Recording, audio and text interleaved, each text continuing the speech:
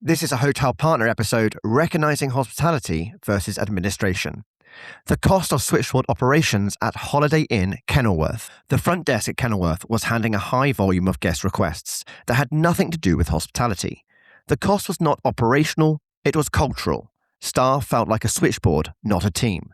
In this episode, we'll look at how to recognize pain points in team morale, identifying hospitality versus administrative tasks, utilising tech to support hotel teams, and providing better services to guests.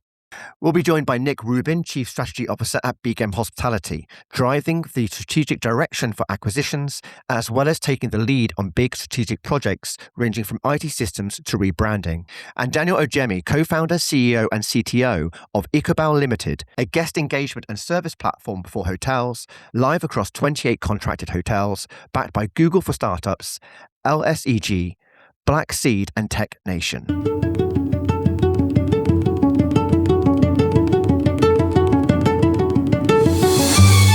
Hotelier's Voice. Exploring opportunity in hospitality with Ryan Haynes. Hear from the people making a difference. From revenue to operations, marketing to digitalization. Learn the thinking behind their decisions.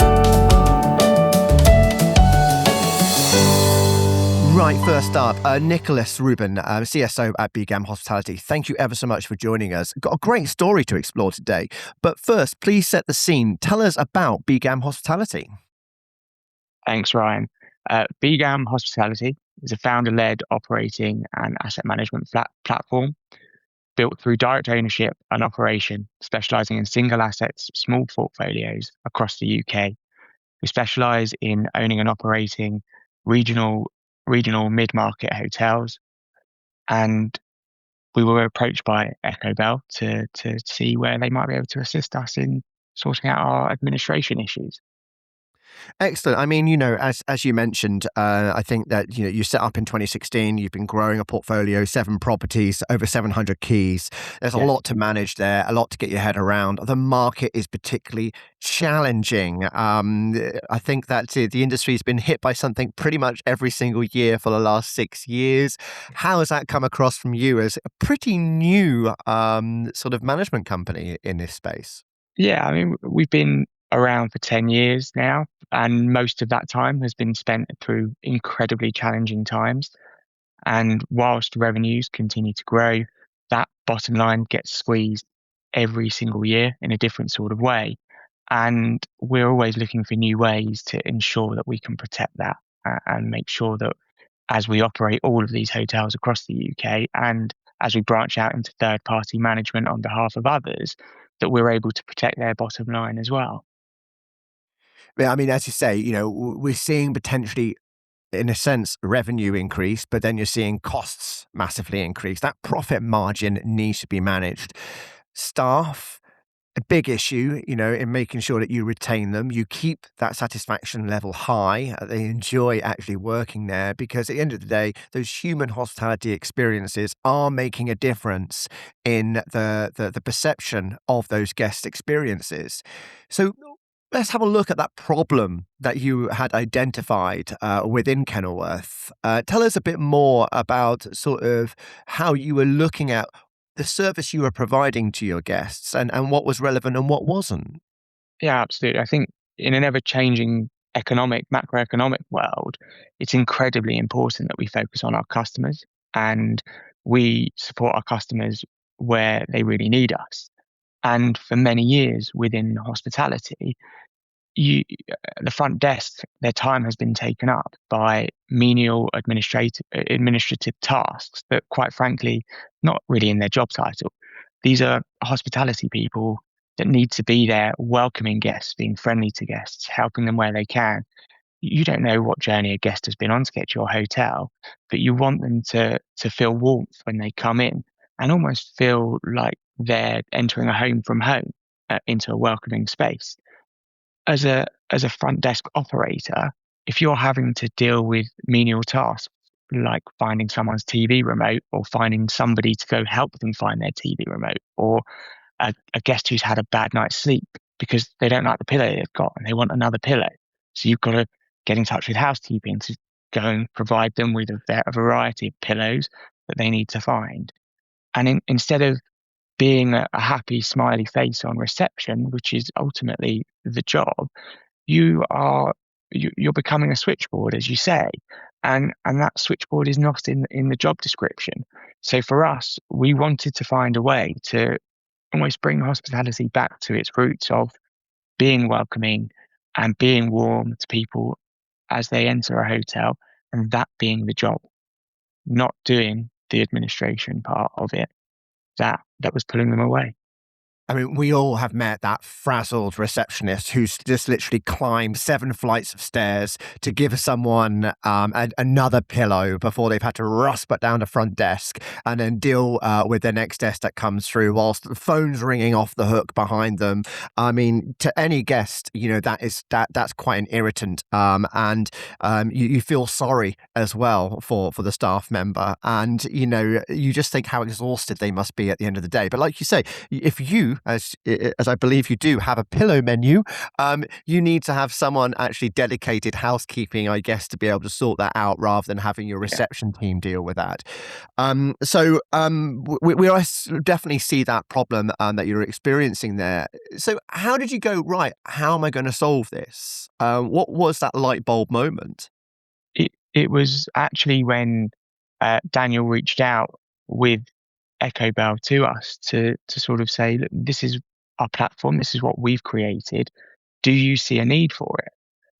And actually, when that was the question posed, it's like, yes, we do have a need for it. Straight away, it wasn't even a thought. It was, how can I get this operating and working in my hotels to help my team?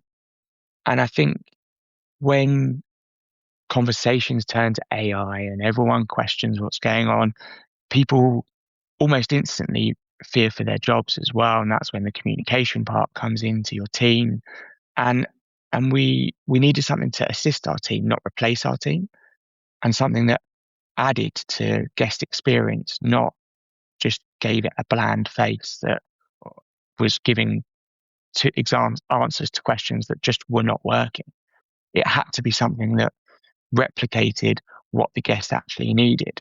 And so when Daniel came to us with Eccobell, it was an absolute no-brainer to give the front desk that opportunity to go back to what they wanted to do and what they needed to do, which was not run up and down 7 flights of stairs providing pillows to people, but to welcome guests. And the beauty of Eccobell is it's given time back to staff because it's able to channel those instructions. Now, Daniel Ojeme, CEO, CTO, and founder of Eccobell, lots are going on there, and a lot for you to figure out, really, within the hospitality industry. But you seem to have contextualized exactly the problem and the solution there for Nicholas.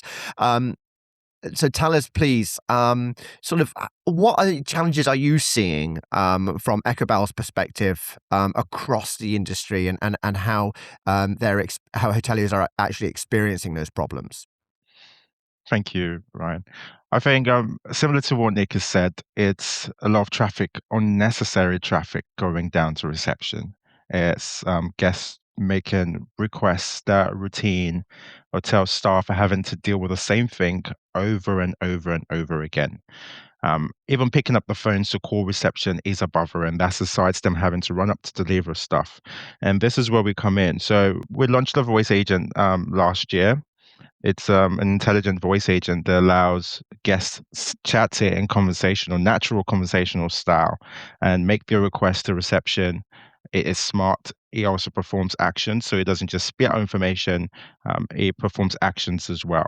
In the first week of us having this, we saw an over 80% drop in calls to reception, which is massive for the hotel and the staff, because now the guests don't have to call reception to ask for very minute things. They can just speak to this agent and it delivers all of that to them. But on top of that is the ability to now route this request to the right department rather than saying, I'm going to pass this on to reception, or you need to call reception to sort this out. It sends this to housekeeping, to the restaurant, and it also works with a service recovery chain for the guest as well. So, for example, if a particular request is taking a bit of time before it gets delivered. It's able to go back to the guest and say, we know you made this request. This is taking a bit of time. This to come back to you within a certain time frame. And it's also able to offer other options if a particular thing is not available. It's making sure before it gets to a complaint stage or there is ever any problem, it's dealing with the guest right there. And that solves a lot of problems for the hotel staff as well. I mean, AI is a big thing, and I've covered AI a lot. And unfortunately, I guess AI is a bit like using the word technology. It could be applied to pretty much anything and Absolutely. everything. So you really need, tools and systems and applications that are solving specific problems. So what you have is a QR code in every room. Then you take a snapshot of that. You go to a web app. That web app you can store on your home screen for use throughout the stay at the hotel, and you can then ask it a series of questions, and it will provide the answers and act on that for you. As you mentioned, routing it through to the relevant team or staff member at that given point in time. Absolutely. And as I say, you're not phoning the switchboard. You're not ringing and waiting for an answer. Yeah. You're not having that reception team having to deal with a task that's unrelated to their day job, their role at hand. And so you're streamlining a lot of those operations that are available there. And this is all voice activated. Is that right? Yes, there is a web app, side to it where you can still scroll through and find a lot of bits you're looking for. But the voices are the factor, and we believe this is going to be the future of the space because this is what people are used to, right? They're speaking to someone at the reception, they're picking up the phones. That's what they've been used to. So you need to give them something that they're already familiar with, and voices is going to be the de facto means of communication within guest hotel interaction. And And AI. above and beyond just general services, you can look at incorporating other aspects as well for potential revenue generating, I'm assuming. Oh, absolutely. So the upselling potential is incredible. The first thing you need to understand is this is proactive with guest intent. So rather than waiting for a guest to actually request something, it can sort of predict what's going to come from a guest.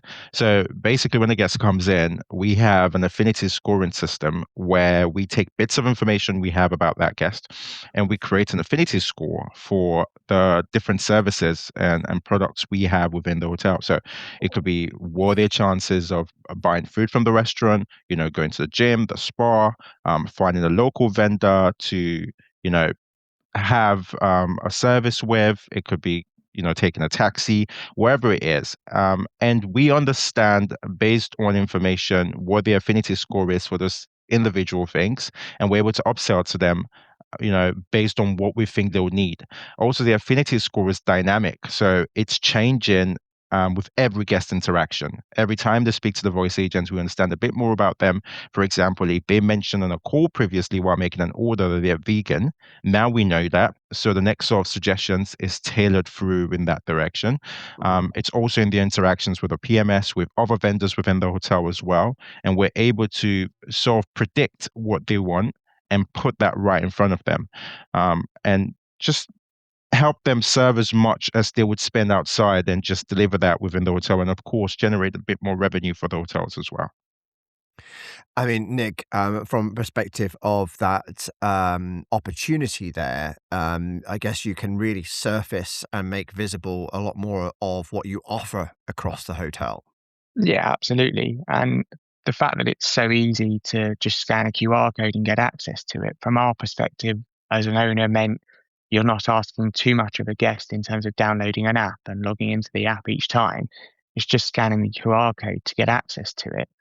And for us, because it wasn't a chatbot that was responding, it's more of an agent. It's got a warmer effect. It was far better for our guests. And again, something that Daniel touched on in terms of creating revenues. When he first approached me, my first question to him was, well, how much is it going to cost me? Because again, it comes to that protecting the bottom line. And Daniel was like, well, ultimately, the more the guests use it, so the more your team push them to use it, the less it will cost you. And I think now the commissions we're receiving from the additional taxis that guests book, restaurants that they're booking, outweighs the initial cost outlay.